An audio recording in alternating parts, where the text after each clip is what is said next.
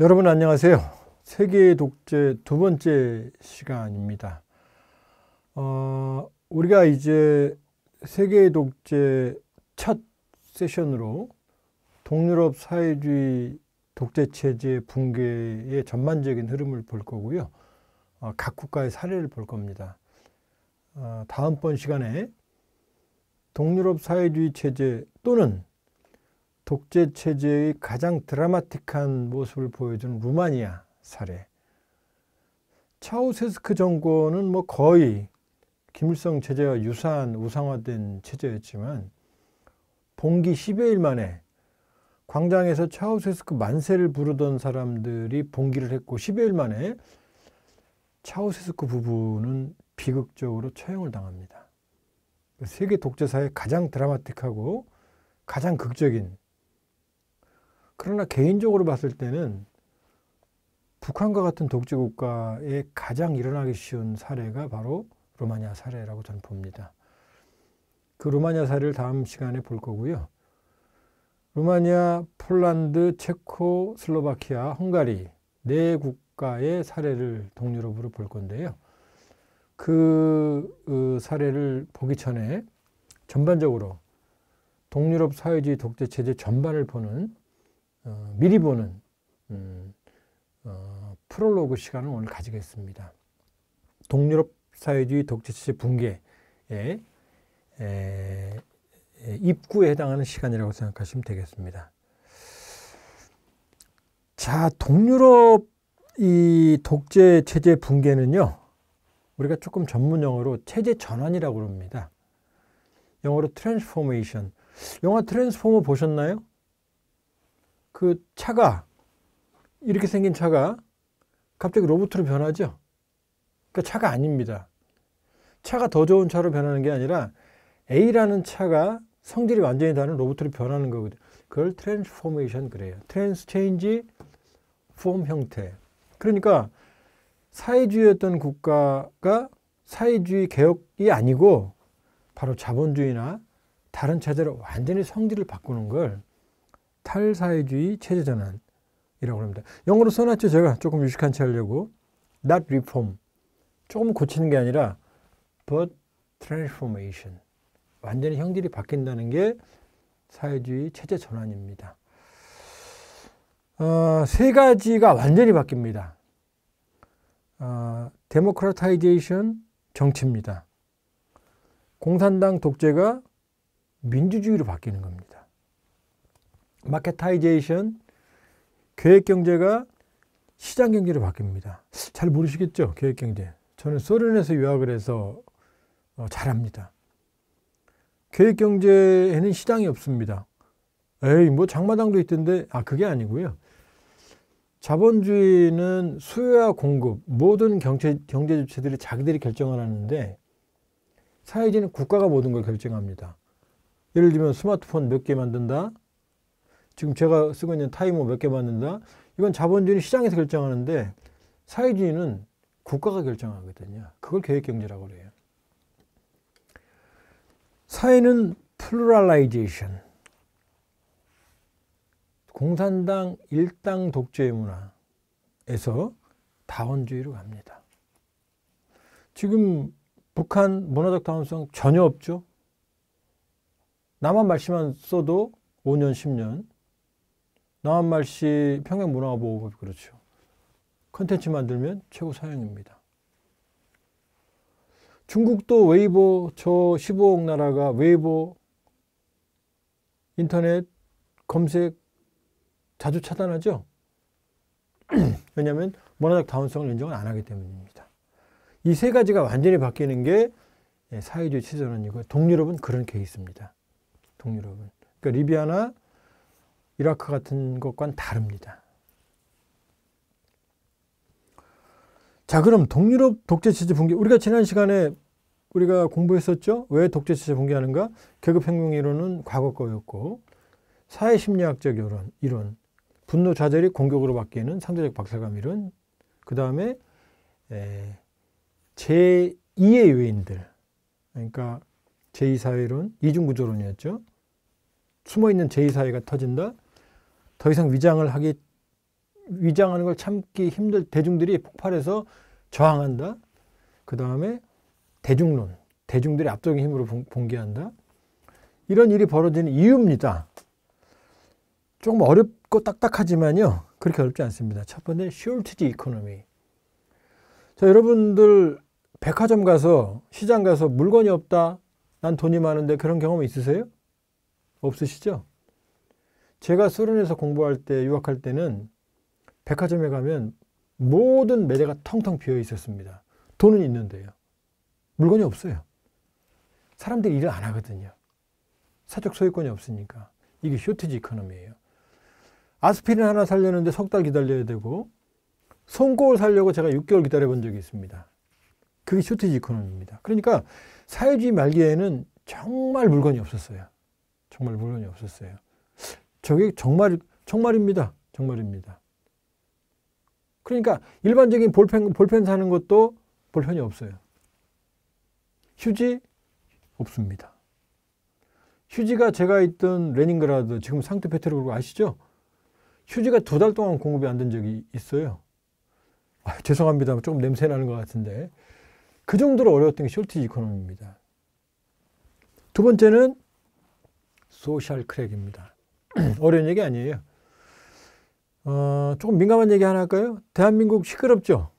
여당 지지하는 사람, 야당 지지하는 사람, 대통령 지지하는 사람, 야당 당수 지지하는 사람, 진보, 보수, 아주 시끄럽죠? 저는 가끔 보면, 정말 진짜 이 나라 왜 이렇게 혼란스럽지? 이렇게 생각합니다.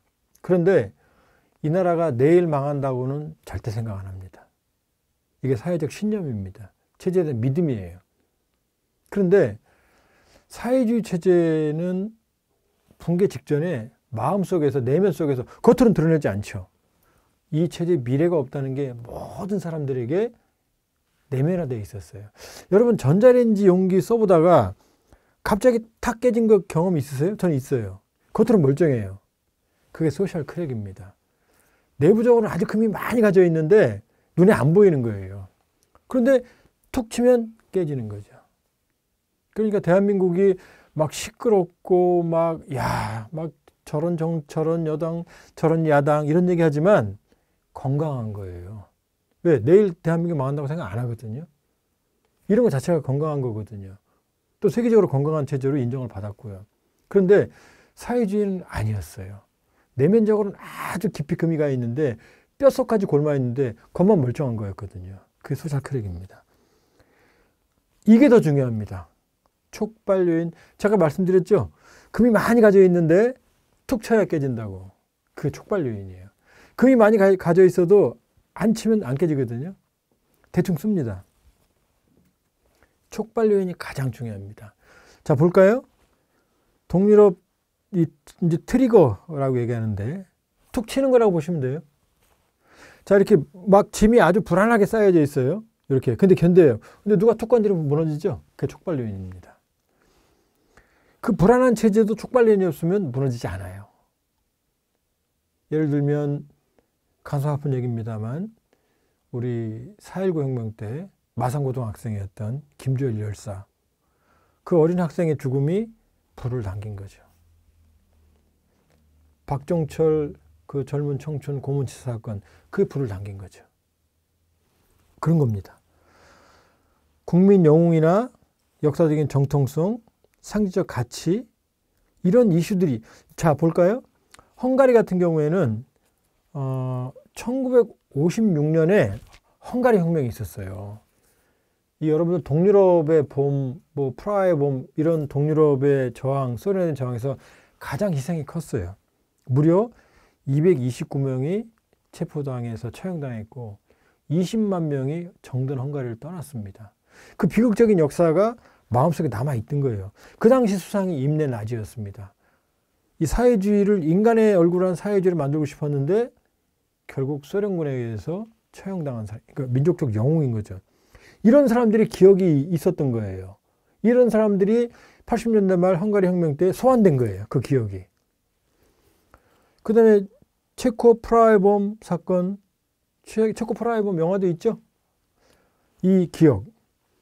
그 다음에 폴란드는 1980년에 그단스크 조선소에서 안나라는 여자 기사가 해고당하는 촉발 요인이 있었어요. 그리고 폴란드는 거의 인구의 대부분이 캐톨릭 신자거든요. 근데 이 당시에 폴란드 비밀경찰이 반체제 성직자를 납치해 살해합니다. 불을 지른 거죠. 그 다음에 89년 루마니아는 더 극적입니다. 티미소아라라고 하는 소도시에서 이 반체제 성직자를 이 루마니아의 비밀경찰이 체포하는 과정이 봉기를 비하하면서 많은 유혈 사태가 벌어집니다. 그리고 이제 이 밀레아 국방장관, 저는 개인적으로 이 사람 본 적은 없지만 존경합니다. 이 당시 밀레아 국방장관이 누구냐면 이 차우세스쿠가 이 대중 봉기가 확산되니까 밀레아 국방장관을 불러서 89년이면 언제죠? 천안문 몇 달 뒤입니다. 야, 똑같이 해. 탱크로 저 반동들 밀어버려 라고 명령하는데 이 밀레아 국방장관이 거부합니다. 명령을 안 들어요.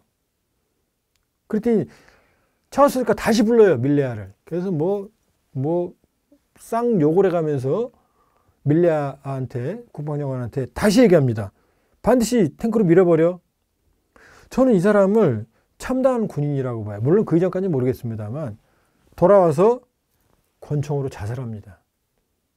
내가 루마니아 인민을 군인으로서 저항을 하느니 나는 죽음의 길을 택하겠다. 이걸로 차우세스쿠는 끝납니다. 차우세스쿠는. 왜냐? 여기 불을 지른 거거든요. 민중에. 그러니까 이런 촉발 요인들이 있어야 됩니다. 그러니까 가만히 있어도 깨질 것 같은 불안불안하지만 이 요인이 반드시 있어야 돼요. 이 요인은 우발적일 수도 있고 정의감일 수도 있고 우연일 수도 있어요. 자, 이것들이 원인입니다. 다시 볼까요? 구조적인 경제위기, 구조적인 문제죠. 내적인 신념. 그러니까 먹고 살기도 어렵고 마음도 떠났고 그런데 뭔가 나를 분노하게 하는 자극자가 생겨요. 이러면 이게 독재체제 붕괴의 전형적인 모습입니다. 조금 북한 얘기를 해볼까요? 고난의 행군 수십만 명 굶어 죽었죠. 90년대. 김정은 위원장이 최근에 2021년 세포비서대회에서 더욱 간과한 고난의 행군, 더 많이 굶어 죽겠다는 얘기죠. 힘들어요, 지금. 이런 상태에서 김정은 수령동지 만세를 매일 반복을 합니다. 내면적인 신뢰감이 있을까요? 전 둘 다 아니라고 봅니다. 지금 세 번째가 없는 거죠. 촉발 요인이. 전 개인적으로 그렇게 판단합니다. 제가 틀릴 수도 있겠지만. 잠깐 셌습니다만. 자, 그럼 동유럽 독재체제 붕괴의 특징이 뭐냐? 재밌어요. 계급적이지 않습니다. 막스는 그랬죠. 계급혁명이라고. 계급적이지 않았어요. 그냥 사회주의 체제가 싫었어요. 두 번째, 비폭력성. 물론 루마니아는 많은 사람들이 희생됐어요. 1000여 명 가까이 희생됐습니다. 그러니까 동유럽 체제 붕괴의 거의 유일한 대규모 유혈 사태예요. 나머지는 거의 피를 안 흘렸습니다. 그래서 동유럽 혁명을 벨벳 레볼루션. 벨벳 아시나요? 우리 어릴 때 이거 비로도라고 그랬는데 일본 말인가 모르겠네. 아주 부드러운 천이거든요. 그러니까 아주 혁명이 부드럽게 이루어졌다 그러거든요. 왜? 생각보다 유혈 사태가 작았거든요. 비예측성. 이게 사실 저희들이 반성해야 됩니다. 저희 같은 학자들이. 저희들이 혁명이 끝나고 독재체제가 붕괴됐을 때는 설명을 하는데 그전에는 예측을 못해요. 저도 지금 예측을 좀 해보려고 그러는데 저는 예측합니다. 북한의 독재체제는 반드시 붕괴합니다. 저하고 내기해도 좋아요. 근데 문제는 언젠지를 몰라요. 언젠지. 동유럽을 아무도 그때 80년대 말에 붕괴될 거라고 예측을 못했어요. 그 다음 네 번째, 이게 참 슬픈 겁니다. 이행지수의 차이. 그럼 혁명이 끝나면 행복이 와야 되는데 그렇지가 않아요. 준비된 혁명은 행복이 오는데, 행복과 유사한 게 오는데 준비되지 않은 혁명은 아주 지난합니다. 지금 푸틴 대통령, 저게 이행지수의 차이예요. 푸틴 대통령 제 학교 선배입니다. 같은 학교 나온 사람, 같은 학교 다녔는데, 같은 학교 출신입니다만, 러시아는 민주주의 시장 경제의 경험이 없는 상태에서 독재체가 붕괴했기 때문에 아직도 민주주의 시장 경제의 부재에 시달리고 있는 거예요. 푸틴 대통령 독재잖아요. 오늘 중국 얘기 많이 합니다만 중국도 민주주의 시장 경제가 경험이 없었어요. 그러니까 정치 체제는 독재 체제입니다. 공산당 독재. 아니 뭐 본인들이 공산당 독재 체제라고 말하니까요. 그리고 꼭 이 공산당 독재 체제가 지금까지는 실패했지만 앞으로도 뭐 완벽하게 실패할 거라는 보장도 없다라고 본인들은 생각을 합니다. 어쨌든 독재 체제입니다. 중국도 자본주의와 시민사회 경험이 없었어요. 그러니까 이런 체제는 이 과거 예산이 오래 갑니다. 그런데 체코, 폴란드, 헝가리 이런 체제는 민주주의 시장 경제가 있는 상태에서 사회주의가 들어왔거든요. 이런 체제는 이행이 훨씬 더 빨라요. 근데 불행하게도 북한은 자본주의, 민주주의 시장 경제 경험이 전무하죠. 이시조선, 일제강점기, 그 다음에 3대 세습. 어렵죠. 그러니까 북한의 변화는 그래서 상당히 어렵다 이렇게 볼 수가 있어요. 시간이 많이 걸릴 겁니다. 자, 이제 아마 마무리 쪽으로 갈 것 같은데요. 자, 주도 세력이 누구냐에 따라서 바뀝니다. 루마니아는 대중봉기형이었습니다. 대중들이 폭발한 거예요. 폴란드도 대중봉기형이지만 솔리다르노스티, 솔리데리티라고 하는 노동자 단체가 조직력이 있었어요. 체코슬로바키아는 반체제 중심형, 지식인들이 중심이 됐어요. 지식인들이. 77원장 같은, 그룹 같은. 헝가리는 공산당이 스스로 야 이러다 망하겠다. 공산당 내부에서 개혁을 선택했어요. 중국 공산당하고 좀 비슷하죠. 등소평 서기장, 그 당시 주석이었나요? 등소평 주석이 사실 오늘날 세계 G2까지 오른 그 중국의 성공을 이끈 장본인이거든요. 전 등소평이라는 그 지도자 상당히 위대한 선택을 했다고 봅니다. 중국을 위해서. 그 공산당 내부에서 개혁을 한 게 헝가리고 중국도 그런 경우입니다. 자, 그러니까 루마니아 이제 다음 시간에 우리가 볼 거예요.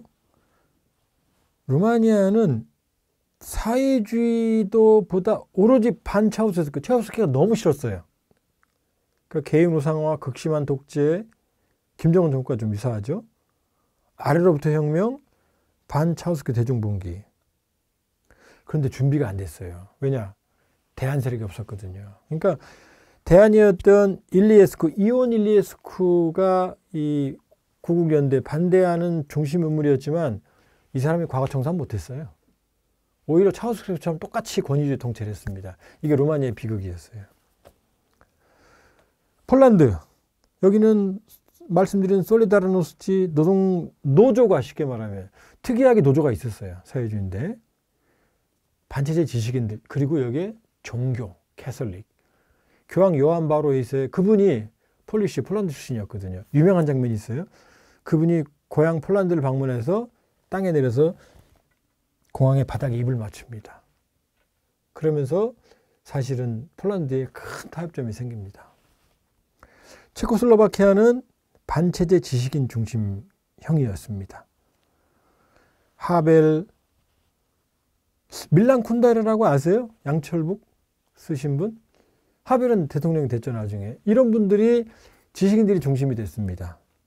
그래서 243명의 서명한 문서가 바로 이제 7,000원장인데 이게 서방의 언론이 보도가 됐고 이분들이 중심이 돼서 이제 하벨은 나중에 체제전환 이후에 대통령이 됐죠. 지식인, 학생 이런 사람들이 협력을 했고 결국 반정부 운동이 확산이 됐습니다. 헝가리는 말씀드린 대로 위로부터 개혁, 포즈가이라고 하는 인물이 있어요. 공산당 안에 이 개혁 세력들이 이 사회주의 개혁을 시도합니다. 이 사람들이 지식인 그룹의 지원을 받아서 당내 개혁파가 보수파를 밀어내고 개혁을 시도하면서 이제 사회주의 체제가 전환하는 과정을 이끌어 나갑니다. 보기만 해도 답답한 큰 그림이 하나 나왔죠. 예, 이게 제가 말씀드린 걸 정리한 하나의 표고요. 이거는 아마 앞으로도 여러 번 쓸 것 같은데요. 제가 말씀드린 거 정리한 그림입니다. 그 맨 밑에서요, 밑에서 두 번째, 거기 왼쪽을 보면 기간, 그러니까 체제 붕괴 기간이 나오죠. 자, 폴란드는 좀 오래 걸렸어요. 80년에서 89년까지 한 10년 걸렸습니다. 노조. 그 다음에 체코슬로바키아는 89년 11월부터 12월까지 23일 걸렸습니다. 체제가 붕괴하는데. 헝가리는 약 15개월. 왜냐? 당내 개혁파와 싸웠으니까. 루마니아는 12월 14일 날 시작돼서 12월 25일 크리스마스 날 차우세스크 부부가 처형당합니다. 11일 걸렸습니다. 더 줄이면 일주일밖에 안 돼요. 이걸 보시면 동유럽이라고는 사회주의 거대한 체제가 이 짧은 시간에 붕괴가 됐다라고 보시면 특징적으로 알 수가 있어요. 큰 루마니아를 제외하고는 큰 유혈 사태도 없이. 자, 오늘도 제가 20분 예상했는데 좀 더 길어졌고요. 이게 동유럽 사회주의 독재체 붕괴 과정입니다. 붕괴 과정. 자, 재미없는 얘기 2번 연속 들으셨는데요. 다음번에는 루마니아, 조금 역사적으로 가장 극적인 사회주의 붕괴가 이루어졌던 루마니아 사례를 몇 차례에 걸쳐서 알아보겠습니다. 예, 지루한 얘기 들어줘서 고맙습니다. 대동강TV 세계 독재 오늘 시간 마치겠습니다. 고맙습니다.